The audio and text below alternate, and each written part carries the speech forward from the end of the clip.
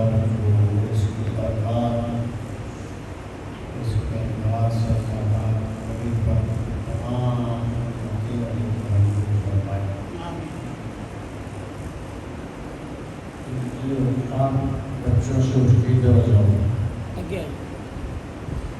اس ماہ مبارک میں برکات اللہ پاک سب کو نصیب ہے۔ اس ماہ مبارک میں شریف اور نبی پاک کی آمد کی خوشی جس نے منائی، حضور سے ظاہر ہوا تو یاد رکھیے حدیث پاک میں آتا ہے کہ اس شخص کا سارا ساتھ عوام سے گزرتا ہے۔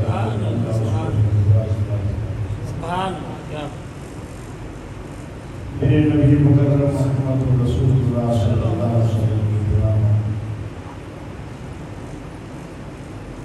کسی نے کہا کہ مبارک ہو شہر سے باہر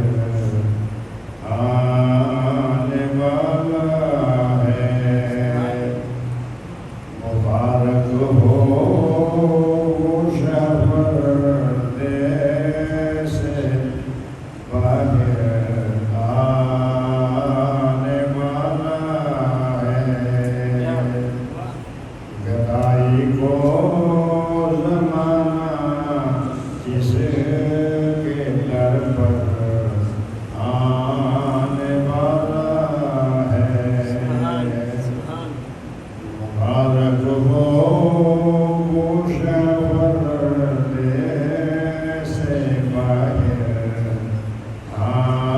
آنے والا ہے، گدائی کو زمانہ جس کے در پر آنے والا ہے۔ میرے نبی مکرم محمد رسول اللہ صلی اللہ علیہ وسلم نے کہا حضور کی آمد جب ہوئی، ابھی حضور پاک اپنی والدہ ماجدہ کے شکم اطہر میں جلوہ گر ہوئے۔ ہم تو جلوس نکالتے ہیں اور عزت سے کرتے ہیں، حضور ابھی اپنی والدہ ماجدہ کے شکم اطہر میں جلوہ گر ہوئے تھے۔ یہ قرآن و حدیث تفسیر میں چیز موجود ہے، یہ میرا ہی بیان نہیں ہے۔ فرمایا مشت وحوش المشرق، مشت وحوش المغرب، مشرق الى المغرب ووحوش المغرب الى وحوش المشرق،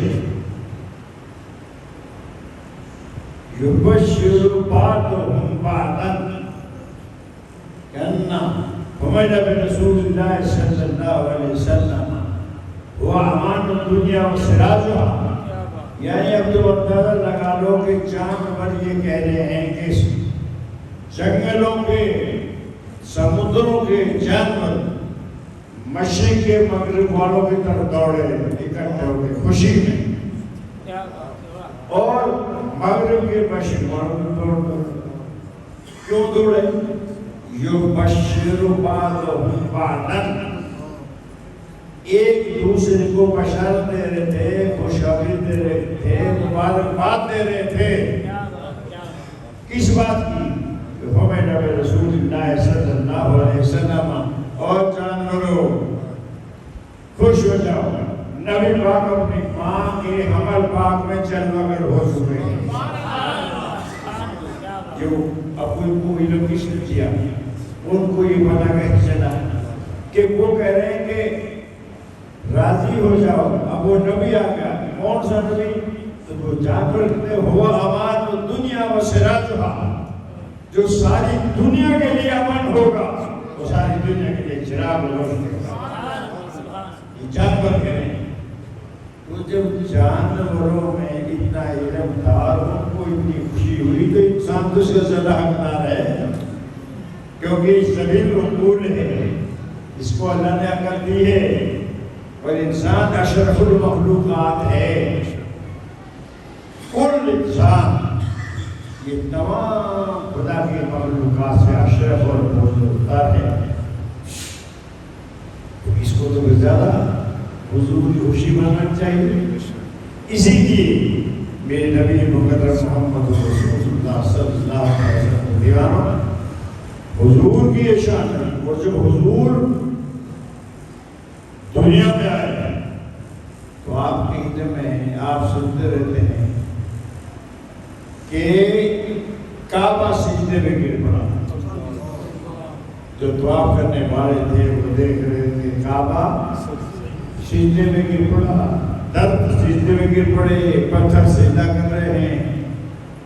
اور حضرت عبدالمطلب نے خود دیکھا وہ طواف کر رہے تھے کہ کعبہ سجدے. اور پھر کعبہ 3 دن تک مواہب الدنیا سیرت حربیہ زرقانی کی کتب موجود ہے کہ 3 دن تک کعبہ وجد میں رہا. زلزلہ ثلاثة أيام بلياليها 3 دن اور 3 رات تک کعبے کو وجد آتا حضور کی خوشی میں. یہ ہمارا نبی وہ ہے جو ساری کائنات کا والی ہے، ساری کائنات کا والی، اور ساری کائنات کو جس کے وجود سے وجود ملا موجود ہے. تو میرے آقا نامدار محمد رسول اللہ صلی اللہ علیہ وسلم کی دیانت جو میلاد پاک اسی کے حضور کی کتنے انبیاء ہوئے؟ 1,80,000 یا 2,80,000 یا کم و بیش، جیسا کہ بیان کیا جاتا ہے. جتنے بھی انبیاء ہوئے کسی نبی کا میلاد نہیں منایا گیا. کسی نبی کا جیسے حضور کا میلاد منایا جاتا ہے، حضور کی میلاد میں خوش کی جاتی، کسی نبی کا میلاد نہیں منایا گیا. سمجھے؟ صرف نبی کریم صلی اللہ علیہ وسلم کی خاصیت ہے جسے محدثین نے اس کو بیان کیا، احکام مفسرین نے احکام سیر اور تواریخ پر اس کو بیان کیا کہ نبی پاک کا یہ خاصہ ہے. میرے آقا نامدار محمد رسول اللہ صلی اللہ علیہ وسلم کا دیوان حضرت عبدالمطلب فرماتے ہیں کہ اس بچے کے آنے سے پہلے اللہ پاک نے ہمیں بہت سی چیز دکھائی ہیں، بہت سے فرصت دکھائے، بہت سے بات ہمیں دیکھے. وہ فرماتے ہیں حضرت عبداللہ کا وصال ہو گیا جبکہ ہم 2 ماہ کے اپنی ماں کے حمل پاک میں جلوہ گر ہوئے. اس وقت والد کا سایہ اس کا سر سے. پھر اس کے بعد حضرت عبدالمطلب فرماتے ہیں ساری رات دعاؤں میں رہتے، کعبے کا طواف کرتے اور دعا کرتے. کیا دعا میں اثر ہوگا، کس انداز میں دعا کرتے ہوں گے کہ دعائے تھی الہی نعمت موعود مل جائے، دعائے تھی الہی نعمت موعود مل جائے، بنی ہاشم کا مرجھایا ہوا گلزار کھل جائے. اے اللہ وہ نعمت حضرت عبداللہ کا مسالہ ہوتے بیٹے کا تو کہا یا اللہ کوئی نعمت عطا فرما. بنی ہاشم کا یہ گلزار جو ہے مرجھا چکا ہے، اس کو تازہ کر دے. تو میرے آقا کے غلاموں کو اس طرح دعا مشہور ہوئی اور وہ روتے ہیں. آپ فرماتے ہیں مجھے اسی دوران یہ خواب آیا اور میں نے ایک درخت دیکھا.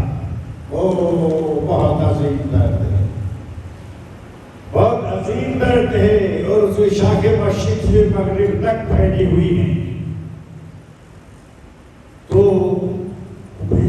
لوگ دیکھے کہ اس درخت کو کاٹنے لگے کہ کاٹ دیں، اکھاڑ دیں جڑ سے، پھر وہ پیچھے سے آئے، انہوں نے ان لوگوں کو مار مار کے بھگا دیا جو اس کو کاٹنا چاہتے تھے، کیونکہ مٹ گئے مٹتے ہیں مٹ جائیں گے، آتے رہے اور نہ مٹا ہے نہ مٹے گا، کبھی چل جاتے ہیں، جب ہی آئے ان کو بھگا دیا۔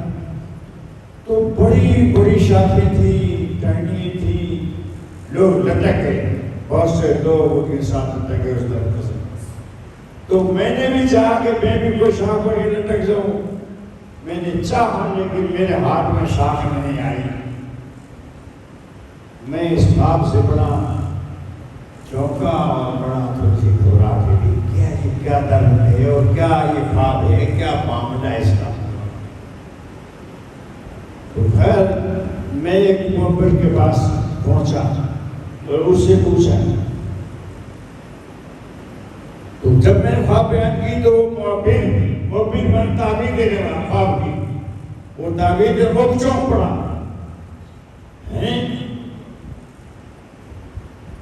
کیا ہوا؟ قائد نے خواب دیکھا ہے؟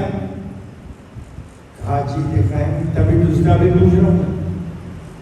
انہوں نے کہا عبد المطلب اگر تم نے خواب دیکھا ہے تو یاد رکھ، یہ جو تم نے درخت دیکھا ہے اس کی تعبیر یہ ہے کہ تیری پشت سے بہت عظیم ایک لڑکا پیدا ہوگا اور پوری دنیا پہ اس کا سایہ ہوگا، وہ ساری دنیا کے سارے بنے گئے، اور جو اس کو کاٹنے والے تھے وہ تھے جو ان کے دشمن ہوں گے، لیکن ان کے یار بھی ایسے جانشار ہوں گے جو ان کو مار مار کے بھگا دیں گے، اس پر آنچ نہیں آنے دیں گے۔ رام اپنا تیرا کہ تو ان کا زمان سارا نہیں پائے گا، تو ان کا زمان نہیں پائے، تیرے ہاتھ میں ہونے نہیں آئی۔ تو معلوم یہ ہوا کہ میرے نبی مکرم محمد رسول اللہ صلی اللہ علیہ وسلم کی اعزاز و صفات اور آپ کا وجود سارے جہاں کے لیے سایہ ہے، وما ارسلناک الا رحمۃ للعالمین، سارے جہاں کے لیے رحمت کرائے۔ اب جس قسمت تھی وہ حضور کا غلام ہو گیا اور حضور کے دامن کو تھام لیا، اس کی قسمت نہیں تھا، اس نے حضور کا زمانہ نہیں پایا۔ تو میں آقا نامدار محمد رسول اللہ صلی اللہ علیہ وسلم کی پروانوں کے یہاں کے امتیوں، ہمارے نبی کا یہ مقام تھا کہ کعبہ جزدہ تھا، ہر چیز جزدی، زمین کا، آسمان کا، چاند کا، سورج کا، کوئی چیز ایسی نہیں۔ اس لیے کہ حضور نے فرمایا کہ جو چیز بھی پیدا کی ہے حضور نے میرے ہی نور سے پیدا کی ہے، تو حضور اس کی اصل ہوئے اور دوسری چیزیں اس کی فرع ہوئی۔ فرع کہتے ہیں شاخ کو، اصل کہتے ہیں جڑ کو۔ اصل کا معنی کیا ہے؟ جڑ، اور فرع کا معنی ٹہنیاں اور شاخ۔ تو یہ نکاح سوا صاحب جن میں فرع آپ السماء، اصل ثابت ہو ٹہنی چاو آسمان سے۔ اور بھی ایک قاعدہ ہے کہ کل شیء یرجع الی اصلہ، ہر چیز اپنے اصل کی طرف لوٹتی ہے۔ تو کائنات عالم کے مرجع ہمارے نبی پاک صلی اللہ علیہ وسلم سے تھے۔ تو میرے نبی مکرم محمد رسول اللہ صلی اللہ علیہ وسلم کی فرمانوں اور میرے آقا کے غلام ہوں، حضور کی شان بڑا بڑا ہے۔ حضور جن پشتوں سے آئے تکبر احساس نہیں، اللہ تعالیٰ فرمایا ہم نے تو آپ کو ہر اس کی پشت سے گزارا ہے جو ہماری بارگاہ میں سر پر سجود ہوتے رہے، جو ہمارے ساتھ جھکتے رہے۔ کوئی حضور کی نسل میں ایسا نہیں جو کہ خدا پرست نہ ہوا ہو۔ وہ فتح دین فتح، جو کوئی نبی کا زمانہ نہیں گرا تو وہ دین فتح پہ رہا، اس نے اپنے ایمان کو سلامت رکھا۔ تو اللہ نے فرمایا فتح لوگوں کے ساتھ دین، ہم نے تو محبوب آپ کو جو آئے ہیں آپ تو ہر سجدہ کرنے والے، ہر ہماری بات کرنے والے کی پشتوں سے آپ گزار ہیں۔ جب آپ کا یہی نور حضرت عبداللہ آپ کے والد واجد، جب حضرت عبد المطلب کی پشت میں آیا یہ نور، تو ان کی پیشانی سے ضرور مگر ہوتا تھا، سمجھے؟ اور جب حضرت عبداللہ کی پوچھنا آیا تو ان کی پیشانی سے ضرور مگر ہوتا تھا۔ تو آپ کو معلوم ہونا چاہیے، یہ تو آپ کے علم میں ہے کہ اپنا نامی شخص نے کعبے کو گرانے ڈھانے کا عزم کیا، اور وہ کعبے کو منہدم کرنے کے لیے بہت بڑا لشکر بنایا، جس بڑے بڑے ہاتھی تھے، بڑے بڑے پاس ہتھیار تھے۔ جب وہ آئے تو مکہ شریف کی سرزمین پہ داخل ہوئے تو انہوں نے وہاں میں چھیڑو تھے، عیاری تھے، جانوروں کے چرانے والے تھے، ان کو مار مار کے بھگا دیا اور ان کے جانوروں کو گھیر کے لے گئے اور کہا جاؤ اپنے دشمنوں کو بتا دو، اب کعبے کو ڈھانے کے لیے آئے ہیں، کعبے کو مسمار کرنے کے لیے آئے ہیں، لہٰذا انہوں نے جنگ کرنا ہے، ہم سے لڑنا ہے، لہٰذا یہ میدان ہے، ہم یہاں ہیں، تمہارے لنگر نہیں، ہم تمہیں لنگر تمہارے نہیں دیں گے۔ وہ شروع جارے آگے اور وہ گھر پہنچے، انہوں نے سب بتایا، اہل مکہ کو حضرت عبداللہ کو بتایا انہوں نے کہ یہ معاملہ ہو گیا ہے۔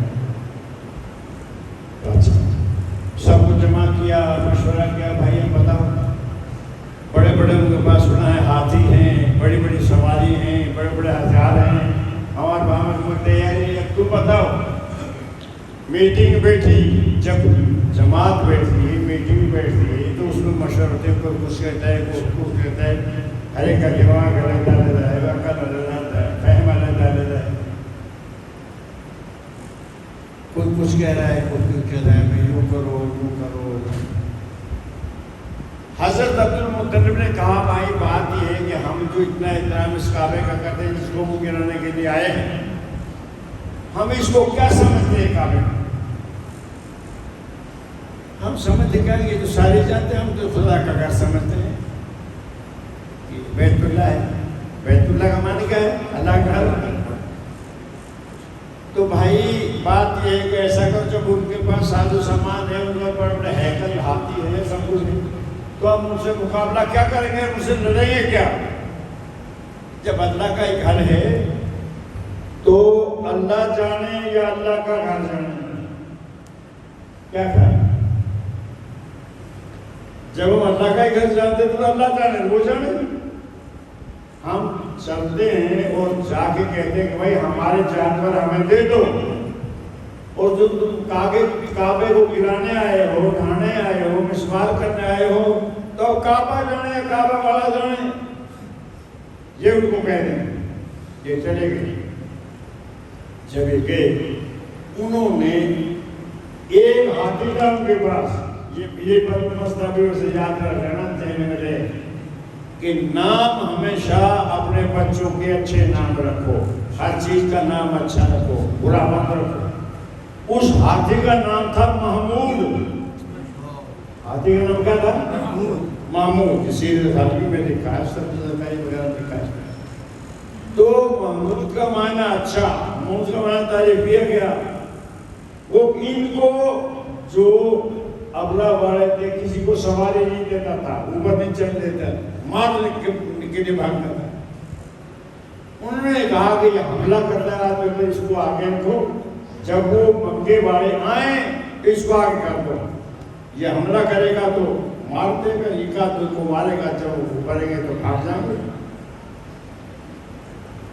انہوں نے اپنا مشورہ پکا کر دیا، یہ وہاں سے گئے سیدھے آگے آگے حضرت عبدالمطلب، پیچھے پیچھے دوسرے دوسرے ہاتھی کو جب ناک کے ہاتھی دور سے دیکھ رہا ہے،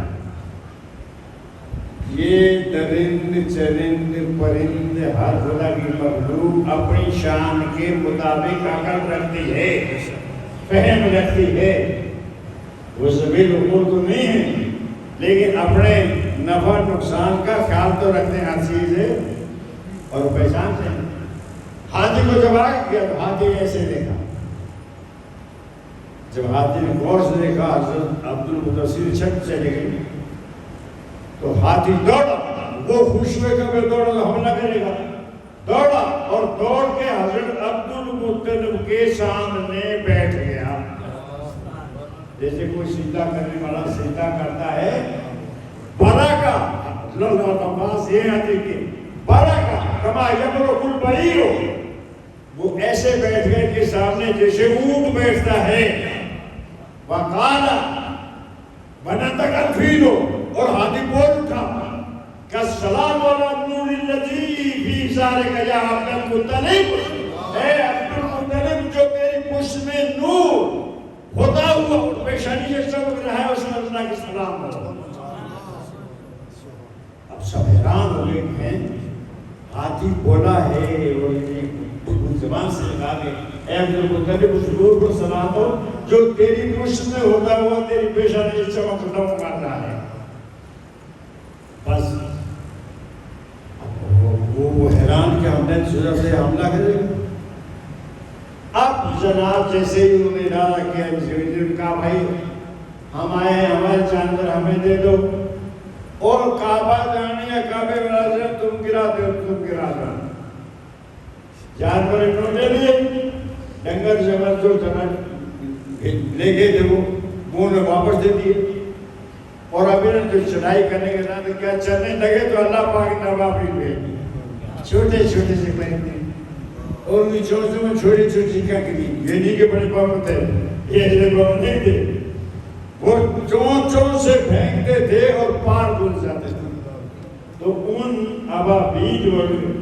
ابابیلوں نے ان کے تمام عزائم اور ارادے اور جو خطرے ہتھیار تھے دھرے کے دھرے رہ گئے، وہ تباہ برباد ہو گئے۔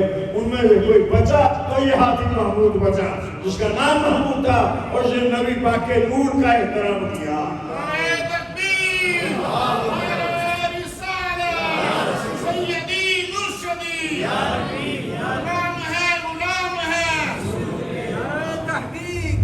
اچھا نعرہ تحقیق، ایسے کرنا بھی نعرہ ایجاد کو شیعوں نے کیا ہے، نعرہ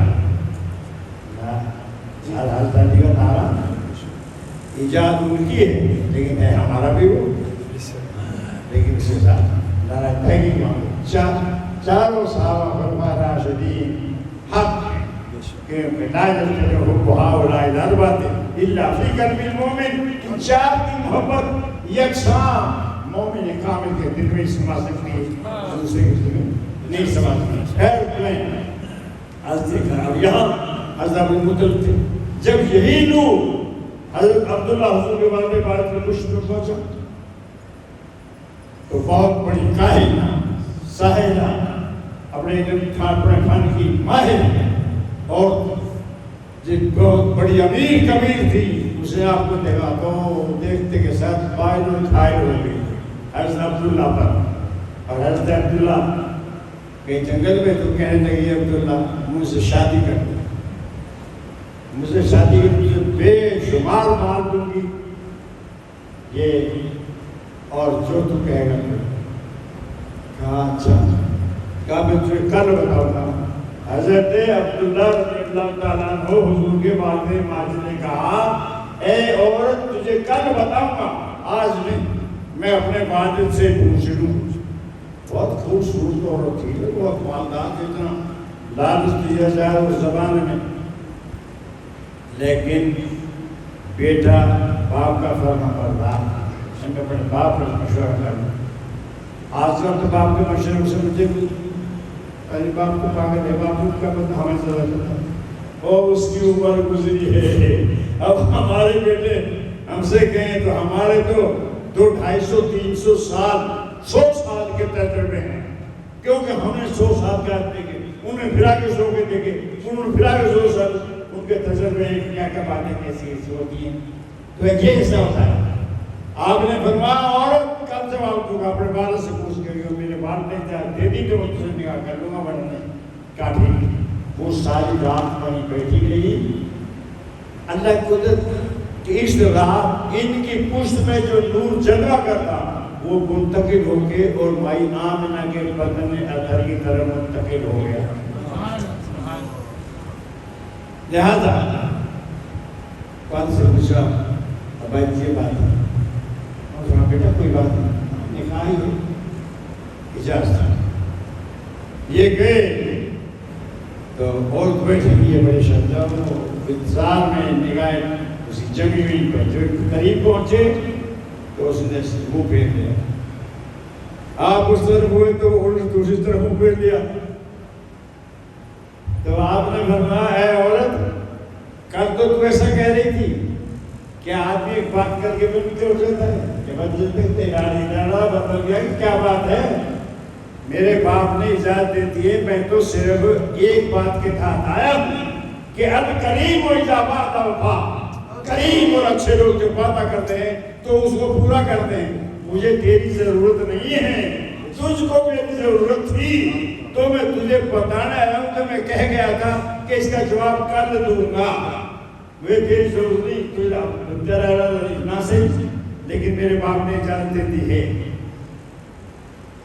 تو عورت آگے سے بولی کہ عبداللہ یہ بات نہیں میں بلنی نہیں لیکن وہ تیرے پاس چیز ہی نہیں جو میں چاہتی تھی. اور اس نے کہا کہ وہ جس کے نور سے تیری چمکتی تھی پیشانی وہ جس کے نور سے تیری چمکتی تھی پیشانی اسی کی تھی میں عاشقی اور اسی کی تھی میں دیوانی. میں تو وہ نور چاہتی تھی جو تیری پیشانی میں چمک مار رہا تھا مگر میں رہ گئی معلوم قسمت میری بھوٹی ہے. مگر میں رہ گئی معلوم قسمت میری بھوٹی ہے. سنائیں گے وہ نعمت آمنہ نے تجھ سے لوٹی ہے. کہا عبداللہ وہ اللہ لے جو نعمت میں چاہتی تھی یہ میں تو اس کی شکایت چل رہا تھی کچھ ہی چاہتا تھی اب تیرے پاس ہے نہیں تو اب مجھے تیری ضرورت نہیں. تو پتا چلا کہ میرے نبی کا نور پشت میں ہوتا ہوا اور جن پشتوں سے آیا ہے ان کی پیشن سے چلمگر ہوتا آ رہا ہے. اور ہر سنر آدمی جو بھی دیکھتا تھا وہی مائل اور گھائل ہوتا